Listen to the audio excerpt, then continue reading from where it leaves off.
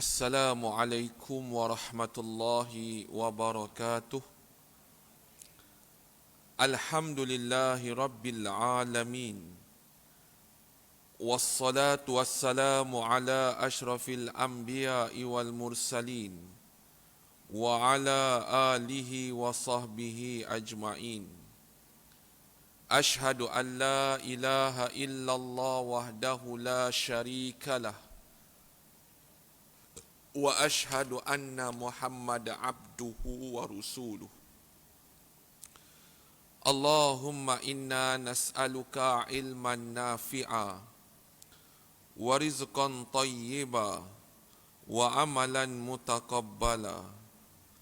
Ya Allah, kami mohon kepadamu ilmu yang memberikan manfaat. Kami mohon kepadamu rezeki yang baik, dan kami mohon kepadamu amalan yang diterima. Wala haula wala quwwata illa billahil aliyyil azim. Tuan Imam yang bertugas, Tuan Muazzin, pengerusi bersama dengan jawatan-jawatan kuasanya, para asatizah, tuan-tuan guru, anak-anak qaryah, para muslimin, muslimat yang dirahmati Allah sekalian. Alhamdulillah, syukur kepada Allah Azza wa Jal di atas kurniaan nikmat taufik sehingga Allah Ta'ala izinkan kita berada di dalam rumahnya. Tuan-tuan, sejak selepas turunnya lengkap surah An-Nasr, kita pun hafal surah ni. Surah ni turun pada tanggal 10 Hijriah, 2 tahun selepas berlakunya Fathul Makkah. Kata Aisyah, dia kongsi cerita, Ma ra'aitun nabiyya sallallahu alaihi wasallam munzu nazala iza ja'a nasrullahi wal fath ila akhiril ayah. Yusalli salatan illa da'a aw qala fiha subhanaka rabbi wa bihamdika Allahumma ghfirli. Aisyah dia kongsi cerita, aku tak tengok Nabi sejak daripada turunnya surah An-Nasr. Kita pun hafal belaka, Iza ja'a nasrullahi wal fath, sampailah habis ayat daripada surah ni. Kemudian kata Aisyah, baginda salat dan dalam salatnya baginda mengungkap dengan doa ataupun bacaan Subhanaka Rabbi wa bihamdika Allahumma ghfirli.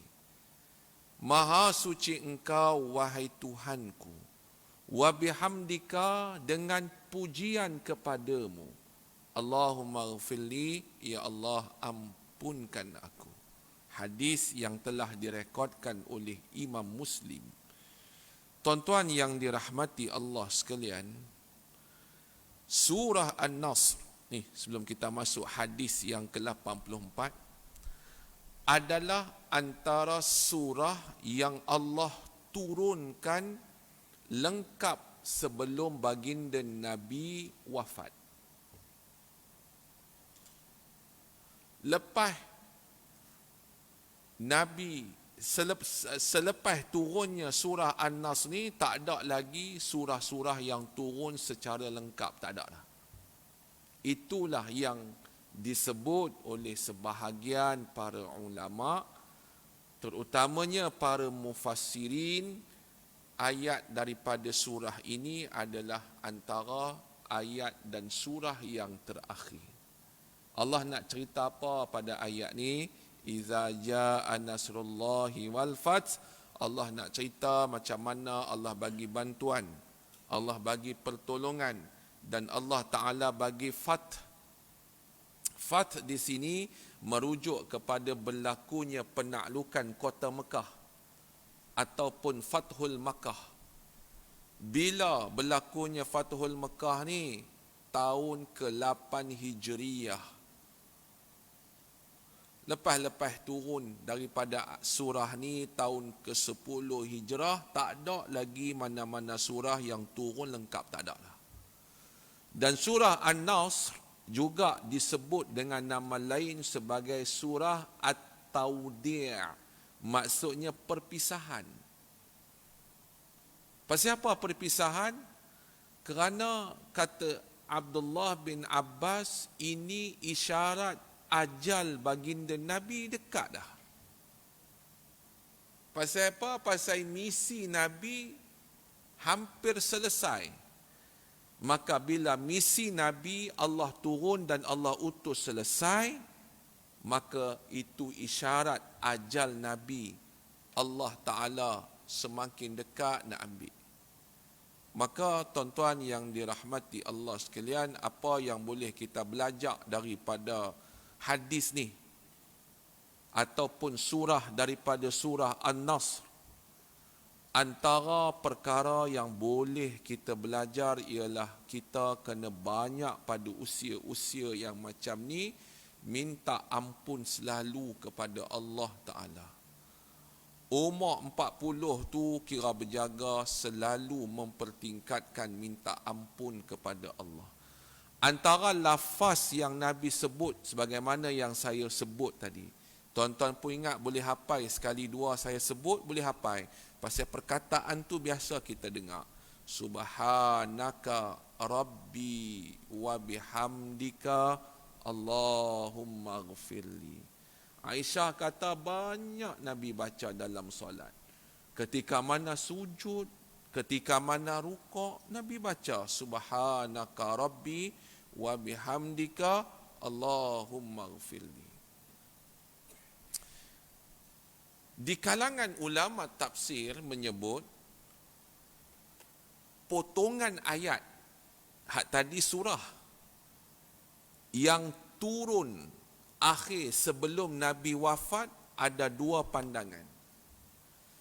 Salah satu daripada dua pandangan itu ialah pertama surah Al-Baqarah ayat 281. Ini potongan ayat yang terakhir sebelum Nabi wafat. Apa ayat ni? Ayat ni tuan-tuan, kalau kita baca, kita fikir, betul-betul menyentap hati kita. Pasal Allah Ta'ala kata, wattaqu yawman turja'una fihi ilallah thumma tuwaffa kullu nafsin ma kasabat wa hum la yuzlamun. Sadaqallahul azim. Allah Ta'ala kata, hampa semua takutlah yauman turja'una fihi ilallah, pada hari yang hampa semua akan dikembalikan kepada Allah Ta'ala.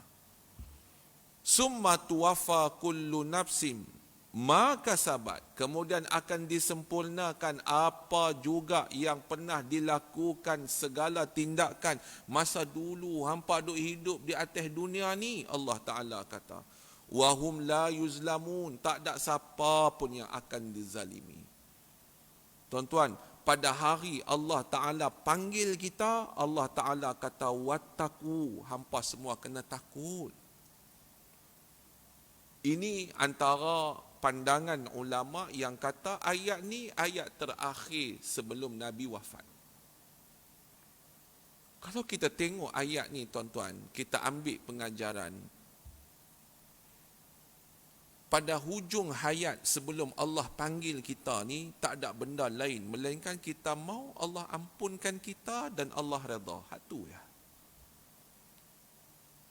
Saya teringat ayat ni bila rakan sekerja kami di sekolah meninggal secara mendadak.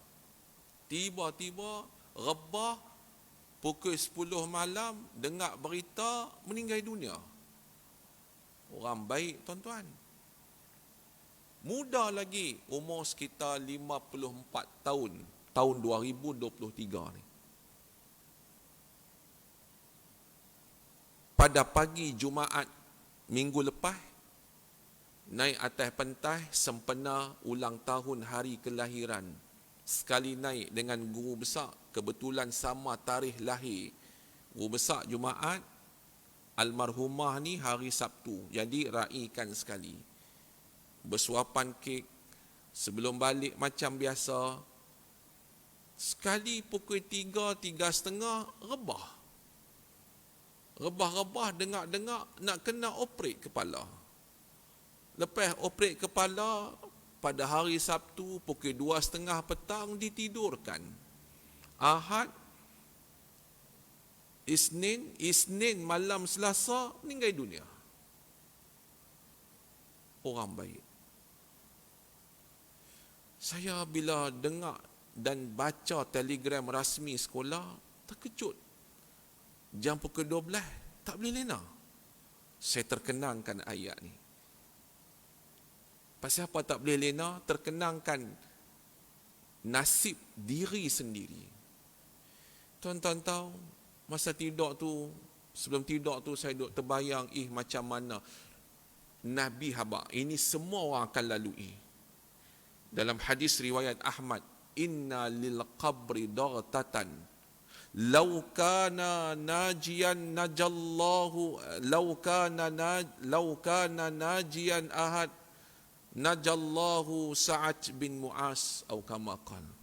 Sesungguhnya pada kubur itu, kata Nabi, ada himpitan. Kalaulah ada seorang saja yang selamat, tentu yang selamat tu ialah Sa'ad bin Mu'az radhiyallahu anhu. Sahabah Nabi. Tapi ternyata tuan-tuan, baik budak kecil, baik tok imam, baik siapa juga, ustaz, tok guru, semua Allah Ta'ala akan jadikan episod melalui kubur dengan dartatan, himpitan. Tuan-tuan tengok apa Nabi cerita. Sa'ad bin Mu'az ni bukan calang-calang orang. Hari dia meninggal dunia, wallazi taharraka lahul arsh, bergegar arash Allah Ta'ala. Futihat lahu abwabus sama. Masa hari dia meninggal, terbuka 7 petala langit. Wa syahidahu alfam minal malaikah, 70,000 malaikat saksikan hari dia meninggal. Tapi Nabi kata dummatan, dia tetap menghimpit Sa'ad bin Mu'az. Allah, tuan-tuan. Tak boleh lena, tuan-tuan. Kemudian Nabi kata thumma furija, kemudian Allah lepaskan. Para ulama mereka berbincang apa maksud himpitan kubur. Semua kena kecuali para rasul dan nabi. Antaranya mereka membuat permisalan seakan-akan seorang ibu yang lama tak jumpa anak dia, peluk anak dia. Lama tak jumpa hang. Peluk itu bukan peluk yang menyakitkan sampai sesak nafas. Peluk itu adalah peluk kerinduan, kemudian dia lepas. Macam itulah orang beriman bila masuk dalam lubang kubur. Peristiwa pertama, dartatan, tanah itu akan peluk orang-orang yang beriman. Peluk rindu, lama tak jumpa, sementara hang duk atas aku sekian tahun, lah hang baru jumpa aku. Kemudian dia lepas, maka luaslah kubur dia seluas mata memandang, khusus kepada orang-orang yang beriman. Hadirin mukminin yang dirahmati Allah sekalian, manakala pandangan yang kedua adalah daripada surah Al-Maidah ayat ketiga. Ini adalah potongan ayat terakhir sebelum baginda wafat. Tuan-tuan yang dirahmati Allah sekalian, mudah-mudahan muqaddimah ini ada beberapa pengajaran yang boleh kita bawa balik dan kita amalkan. Pertama, sama-sama pada umur-umur yang sekian ini kita memperbanyakkan minta ampun kepada Allah Ta'ala, sebagaimana lafaz yang Nabi ajar yang telah dikongsi oleh Aisyah radhiyallahu anha, direkodkan dalam hadis riwayat Muslim, subhanaka rabbi wa bihamdika Allahumma firli. Dan kita doakan kawan-kawan kita yang telah mendahului kita. Dulu masa kita mengaji, mana-mana ustaz pun ada dia. Solat jemaah sentiasa hadir dia. Hari ni tak ada dah. Allah panggil dia awal. Kita doakan, Allahumma ghfir lahum warhamhum wa'afihim wa'fu anhum. Baik. Kita akan terus tuan-tuan kepada hadis yang ke-84. Doa orang mukmin. Cuma penulis nak habaq bagi perbahasan melalui hadis yang ke-84 ini adalah berkaitan dengan berani. Doanya panjang tetapi khusus sasarannya adalah pada topik berani. Daripada Zaid bin Arqam radhiyallahu anhu katanya, Rasul sallallahu alaihi wasallam berdoa, Allahumma inni a'udzubika minal ajzi wal kasal wal haram wa azabil qabr. Allahumma ati nafsi taqwaha wa zakkiha anta khairu man zakkaha anta waliyuha wa maulaha. Allahumma inni a'udzubika min ilmi la yanfa wa min qalbi la yakhsha wa min nafsi la tashba wa min da'wati la yustajaba laha. Hadis riwayat daripada Muslim. Zaid bin Al-Arqam, kalau tuan-tuan tengok perawi di kalangan sahabah ni adalah sahabah daripada Ansar. Maksudnya sahabah ni adalah memang penduduk asai Madinah Al-Munawwarah. Kita jarang dengar nama Zaid bin Al-Arqam. Pasal masa Nabi SAW berada di Madinah, dia ni kecil lagi. Antara momen yang direkodkan oleh perawi, Zaid bin Al-Arqam masa nak berlaku perang Uhud. Perang Uhud bila berlaku tahun ketiga Hijrah. Dia ni pi tawar diri sedangkan Nabi tak izinkan dia pi sekali. Pasal apa Nabi tak izin dia pi sekali? Pasal dia memang kanak-kanak yang patut masa tu dia duduk di rumah. Tapi semangat berkobarnya dia, akhirnya dia membawa diri untuk ke medan Uhud. Nabi tak bagi. Akhirnya dia balik dengan keadaan sedih. Pasal apa? Dia sedih. Pertama, tak dapat ikut Nabi. Kedua, dia nak buru syahid. Ni, kanak-kanak zaman tu. Zaid Al-Arqam. Dan dia juga pi bocok rahsia semasa perang Bani Mustaliq. Apabila bapa munafik di Madinah, Abdullah bin Ubay bin Salul, dia nak buat satu-satu benda, dengar oleh Zaid Al-Arqam, lalu Zaid Al-Arqam pi habaq kepada baginda Nabi sallallahu alaihi wasallam. Kira macam SB, dia tak pakai baju uniform, dia pakai baju biasa. Orang duk anggap apa dia kanak-kanak, dia tahu apa? Rupanya kawan ni pi habaq kat Nabi dan Nabi bertindak. Zaid bin Al-Arqam. Keturunan dia Arqam bin Abi Al-Arqam. Hak mula-mula kita baca sirah Nabi berdakwah sembunyi-sembunyi di rumah Al-Arqam bin Abi Al-Arqam. Hadirin mukminin yang dirahmati Allah sekalian. Baik. Tak, tuan. Dia tak ada kaitan dengan Al-Arqam bin Abi Al-Arqam. Kerana Zaid Al-Arqam ni dia adalah Ansar. Adapun Al-Arqam bin Abi Al-Arqam dia adalah penduduk Mekah. Oh, saya silap lah. Bukan. Dia tak ada kaitan lah. Baik. Antara doa Nabi, Allahumma inni a'udzubika minal ajzi wal kasali wal haram. Ya Allah, sungguhnya aku berlindung denganmu daripada sifat lemah, malas dan azab kubur. Allahumma ati nafsi taqwaha. Ya Allah, berilah kepadaku jiwa ketakwaan. Wa zakkaha anta khairu man zakkaha. suci atau bersihkanlah, dan engkaulah sebaik-baik yang menyucikannya. Anta waliyuha wa maulaha. Engkaulah sebagai pelindung dan tuannya. Wali maksudnya pelindung. Hak terjemah di sini, dia terjemah dengan perkataan wali. Wali juga boleh disebut sebagai pelindung dan juga pembela. Tuan-tuan wali kepada anak-anak perempuan. Tuan-tuan wali kepada adik-adik perempuan yang nak berkahwin. Maksudnya pelindung, pembela, tuan. Itu maksud daripada wali. Baik. Allahumma inni a'udzubika min ilmin la yanfa.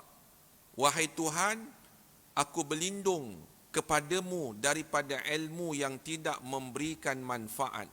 Wa min qalbi la yakhsha, daripada jiwa hati yang tidak khusyuk. Wa min nafsin la tashba, daripada nafsu syahwat yang tak pernah kenyang-kenyang.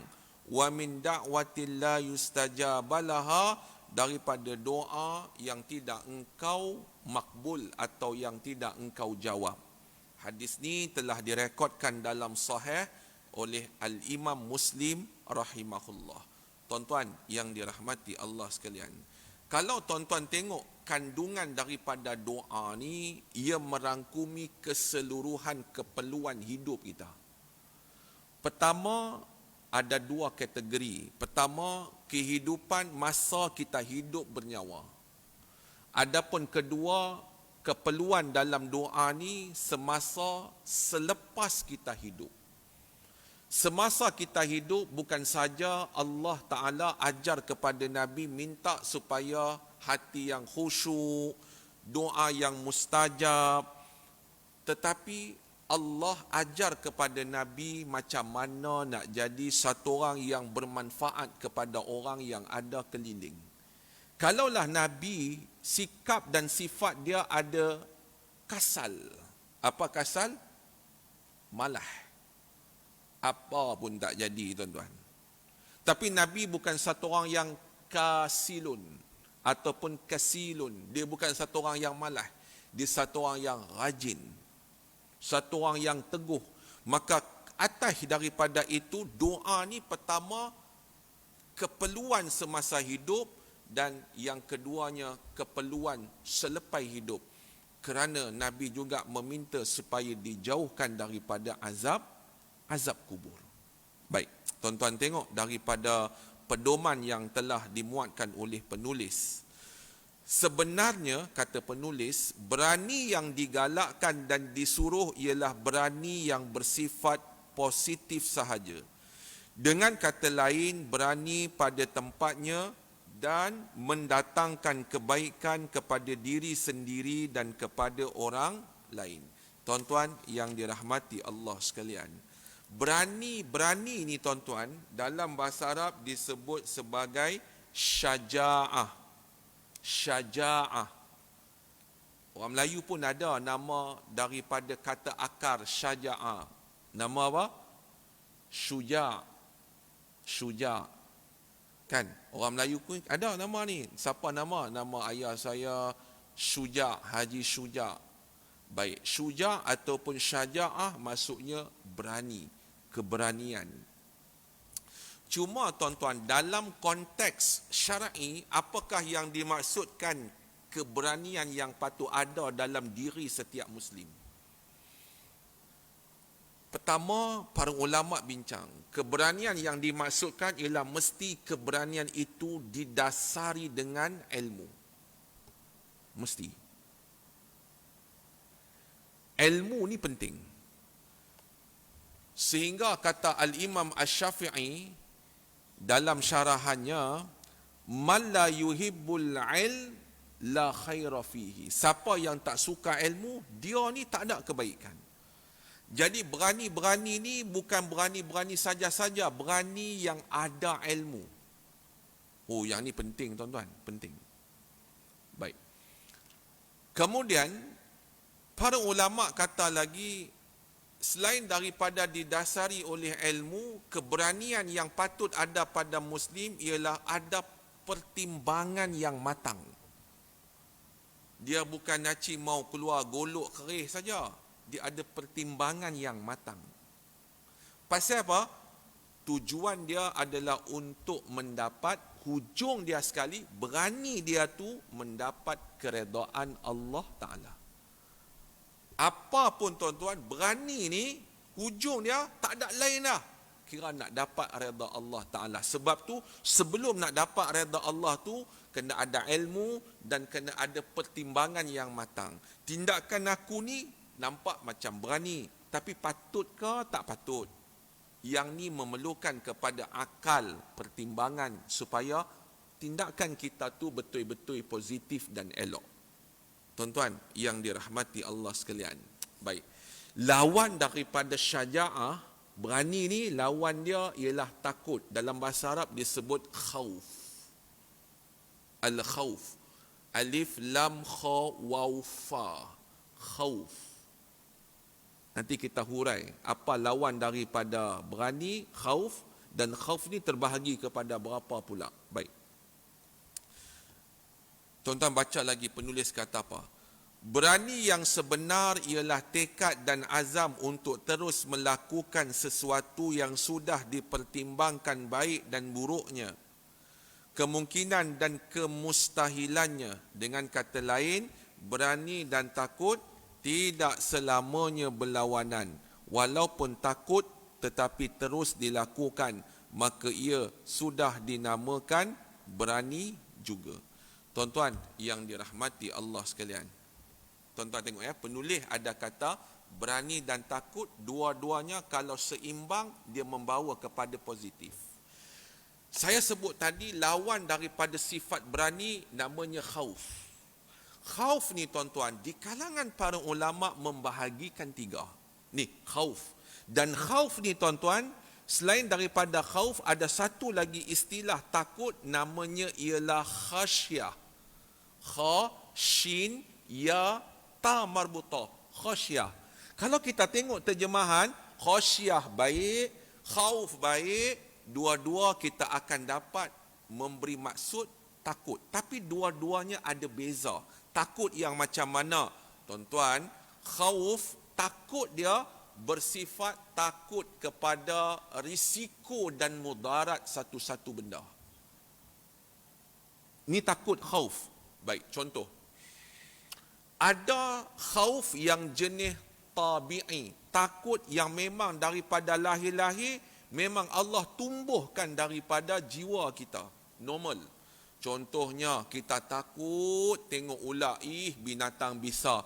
Kalau dia patuk sat-sat lagi ni arwah kita. Nampak tak? Tabi'i. Apa lagi ketakutan tabi'i? Kita tengok api, hang jangan pi dekat. Sat lagi dia sambak tu, depa duk simbah petrol tu. Pasal apa? Ni takut tabi'i. Ada satu khauf, tuan-tuan, ialah khauf yang bersifat sir. Dia duduk dalam dada dia. Dia tak habaq. Tapi dia takut. Ada lagi sikap khauf ni tuan-tuan, takut yang tak ada makna. Apa contoh? Hang lalulah depan kubur tu, kena pula lampu duk litlap padam, sat lagi hantu kubur mai hang jaga. Yang tu tak ada makna. Khauf juga. Sebab itu antara khauf dengan khasyah, khasyah adalah antara tingkatan takut yang tertinggi dan elok ada pada jiwa satu orang. Khasyah. Apa dia khasyah ni? Khasyah ni takut juga, tetapi takut yang didasari dengan ilmu, yang kita sedar kita ni hamba Allah, Allah itu maha sempurna. Itu khasyah. Nampak tak tuan-tuan? Itu khasyah. Jadi antara khasyah takut, khauf takut, khasyah menempatkan perasaan takut yang lebih baik. Kerana dia berdasarkan dengan ilmu, dia sedar Allah maha sempurna dan dia maha kerdil. Ini ialah khasyah. Tuan-tuan yang dirahmati Allah sekalian. Baik. Saya nak bagi contoh pada tuan-tuan. Hak jenis-jenis takut ni tuan-tuan, dalam hadis Nabi SAW pernah habaq, antara lain ialah hadis riwayat Abu Daud. Nabi kata, sebab nak kita cerita lawan kepada berani, takut juga ada kebaikan. Seimbang. Nabi kata, ya'jabu rabbuka min ra'i ghanim fi ra'si syaziyatil jabal. Allah kagum kepada satu orang pengembala kambing yang dia ni duduk di atas bukit, duduk gembala kambing. Arab Badui, dia pergi bela kambing, seorang-seorang diri dia di hujung-hujung bukit. Siapa pun tak peduli dia. Ada ke tak ada dia, sama. Alah, Arab Badui, apalah nilai sangat bagi kita. Tapi tuan-tuan tengok macam mana perasaan takut Allah mengangkat kemuliaan. Kata Nabi, yu'azzanu bis-salah wa yusalli.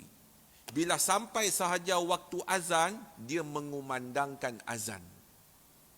Makna tuan-tuan, kalau kita duduk seorang diri di kebun, kita tengok jam, 1:28 dah, lohok dah ni. Kita pun azan sebelum tunaikan solat zuhur. Bagus tak? Itu sunnah. Tapi kalau kita tak mau azan, kita iqamah saja pun bagus. Azan dah, iqamah dah, terus solat pun tak apa, taklah tidak sah solat tu. Tapi kalau kita dahului dengan azan dan juga dengan iqamah, yang tu terbaik. Walaupun kita seorang diri. Arab Badui ni, dia buat tengah-tengah atas bukit tu. Baik, kata Nabi lagi. Fayaqulullah unzuru ila abdi haza yu'azzanu wa yuqimus salah. Allah Ta'ala kata, berfirman kepada malaikat, hei para malaikat, hampa semua tengok hambaku yang seorang ni, dia azan masa sampai waktu, kemudian dia mendirikan solat, ya khafu minni. Sebab apa? Kerana dia takutkan aku. Tengok tuan-tuan, bagaimana takutkan Allah, sifat yang baik, Allah muliakan dia di hadapan para malaikat. Qad ghafartu li abdi, Allah kata aku ampunkan dia. Wa adkhiltuhul jannah, dan aku masukkan dia dalam syurga. Allahu Akbar. Takut juga. Sebab itu penulis kata, kalau kena cara dia, takut dan berani, kedua-duanya membawa kebaikan pada diri satu orang. Tapi kalau satu orang nak pergi tandai gelap-gelap, takut kena isteri duk teman dalam tandai, yang ni tuan-tuan, yang ni tak bagus. Kalau teman suruh isteri suluh takut binatang buah ke bisa ke, yang tu biasalah. Tapi takut nak pergi dapur pun suruh anak teman. Pasal apa? Gelap, takut baru tengok cerita hantu kat 5. Yang ni tak bagus. Takut yang jenis tak bagus. Hadirin mukminin yang dirahmati Allah sekalian. Baik. Penulis kata, sebagai contoh ialah berani hanya kepada yang disuruh oleh Allah. Berani seperti ini adalah sikap mental yang mendorong sikap rajin dan hati-hati, kerana dengan adanya sifat ini, manusia akan merasa bahawa segala gerak-gerinya hanyalah untuk mencari keredaan Allah Azza wa Jal. Tuan-tuan yang dirahmati Allah sekalian. Baik, saya nak bawa tuan-tuan tengok macam mana keberanian yang Allah hujungnya bagi keredaan. Tuan-tuan, ada satu perang, yang perang ni dah berlaku sekitar 1397 tahun yang dulu. Masuk tahun 2023, 2022, 23 ni tuan-tuan, 1397 tahun yang dulu. Perang apa? Perang Uhud. Perang Uhud. Tuan-tuan tahu dalam perang Uhud, macam mana tentera yang patut 1000 orang pi ke medan, akhirnya Abdullah bin Ubay bin Salul pi tarik, pi hasut, akhirnya daripada 1300 patah balik, hanya 700 yang turut serta bersama dengan Nabi sehingga ke medan Uhud. Saya nak cerita tuan-tuan beberapa sosok tubuh dan watak para sahabat yang berani. Antaranya ialah Abu Ubaidah Al-Jarrah radhiyallahu anhu. Abu Ubaidah Al-Jarrah masa Nabi kena dengan senjata, ada yang diriwayatkan baju besi ataupun topeng besi itu sikit patah, kena masuk pada bahagian muka Nabi ni. Abu Ubaidah Jarrah dia gigit untuk keluarkan daripada pipi Nabi sehingga patah beberapa batang gigi Abu Ubaidah Al-Jarrah. Sedangkan orang lain duk panah, dia duk tetap nak tarik supaya nak pastikan Nabi tak tercedera, Nabi tak sakit. Allahu Akbar. Mana nak cari manusia yang macam ni tuan-tuan? Tuan-tuan, dalam perang ni tuan-tuan, ada satu nama ialah Talhah bin Ubaidillah. Nama ni pun jarang kita sebut nama sahabat Talhah bin Ubaidillah. Nabi kata, kalau hampa nak tengok satu orang syahid yang masih hidup, berdiri, berjalan, makan, minum, ni dia Talhah bin Ubaidillah. Dia tu syahid yang hidup. Macam mana pula syahid yang hidup ni? Tuan-tuan, dia halang daripada segala ancaman musuh dalam medan Uhud sampai jari jemarinya ini sebahagiannya putus.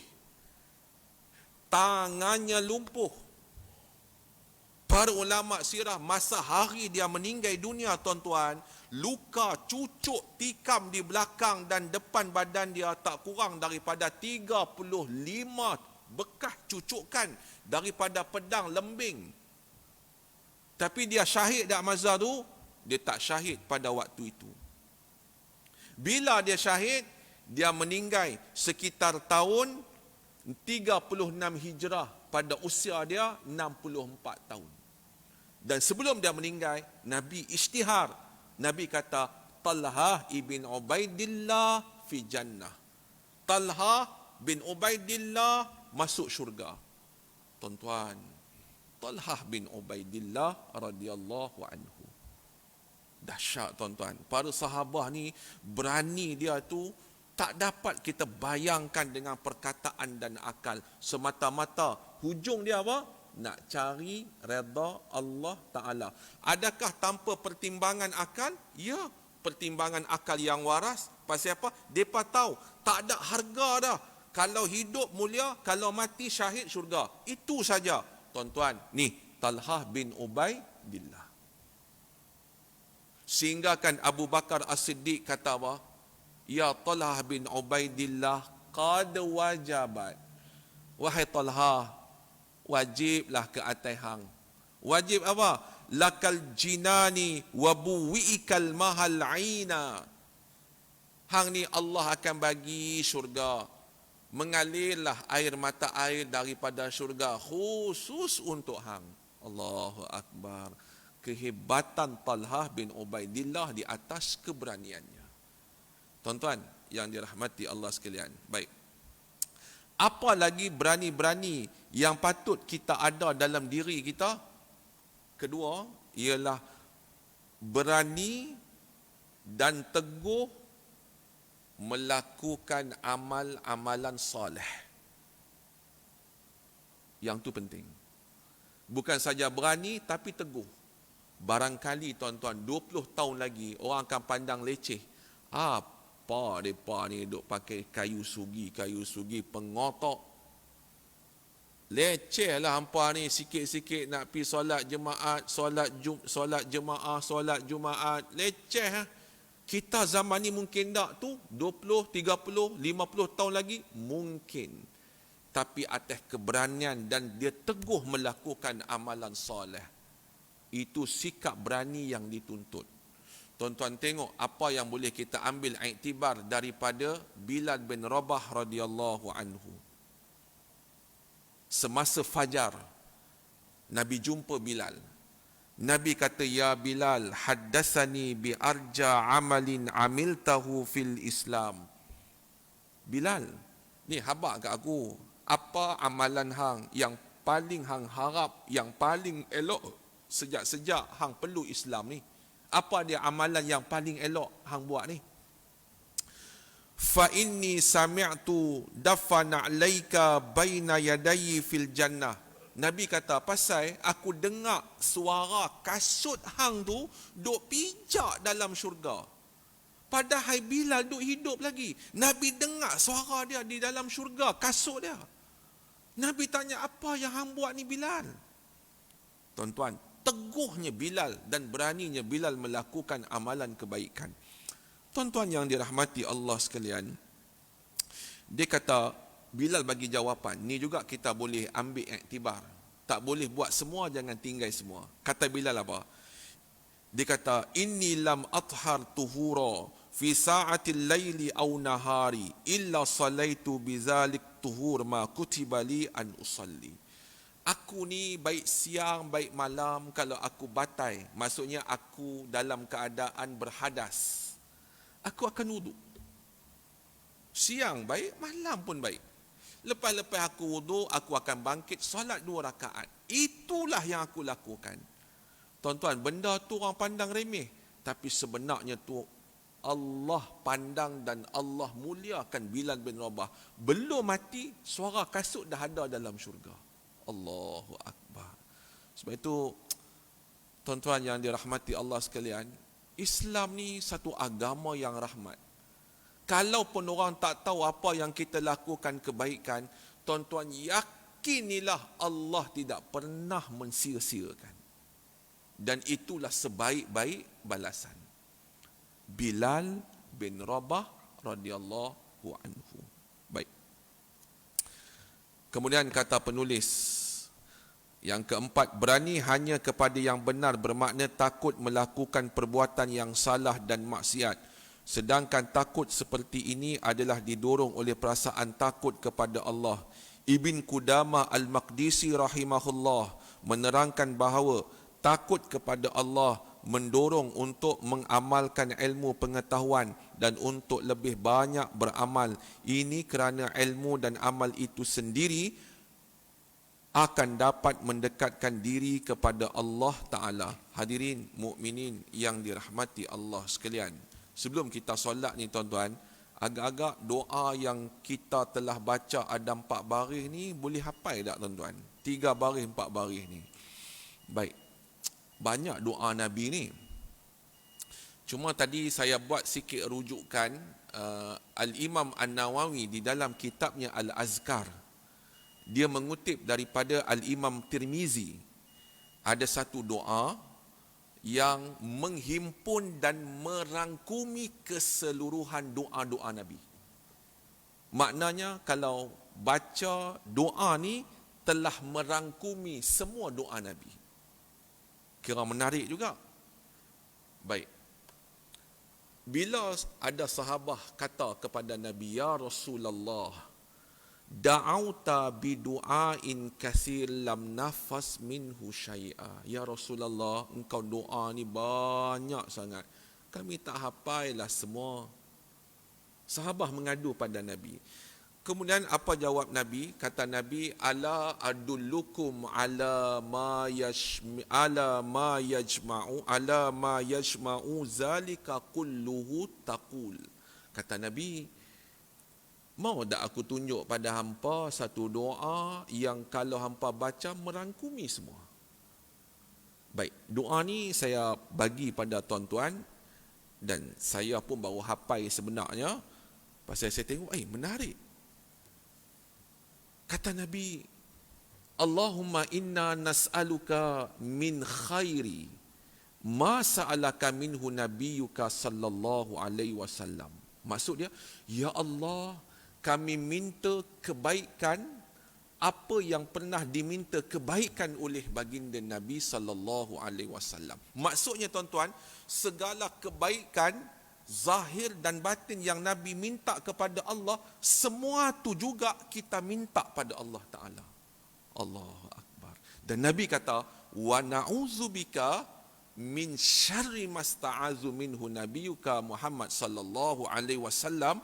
Ya Allah, kami minta lindung daripada segala keburukan yang pernah Nabi minta perlindungan keburukan tersebut. Punya banyak keburukan yang Nabi minta, tak terapai dan terminta kita dengan satu doa ni. Tuan-tuan, kemudian Nabi kata apa?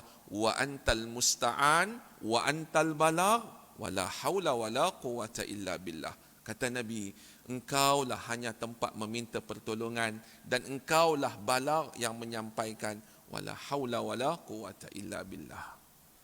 Jadi tuan-tuan, sat lagi saya tulis dalam bentuk WhatsApp, saya akan bagi kepada Cik Azram ke, siapa-siapa ke, kemudian tuan-tuan hafal.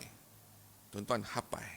Doa ni jadikan amalan. Pasal ia merangkumi kebaikan yang Nabi minta, merangkumi segala keburukan yang Nabi pernah untuk dilindunginya. Allahu Akbar. Besar tuan-tuan, nikmatnya besar. Mudah-mudahan ada kebaikan untuk kita semua. Wallahu ta'ala a'lam bissawab. A'udzu billahi minasyaitonir rajim. Allahumma ij'al jam'ana hadza jam'an marhuma wa tafarruqan min ba'dihi tafarruqan ma'suma. Wa sallallahu ala sayidina Muhammad wa ala alihi wa sahbihi wasallam. Walhamdulillahi rabbil alamin. Taqabbalallahu minkum. Assalamu alaikum warahmatullahi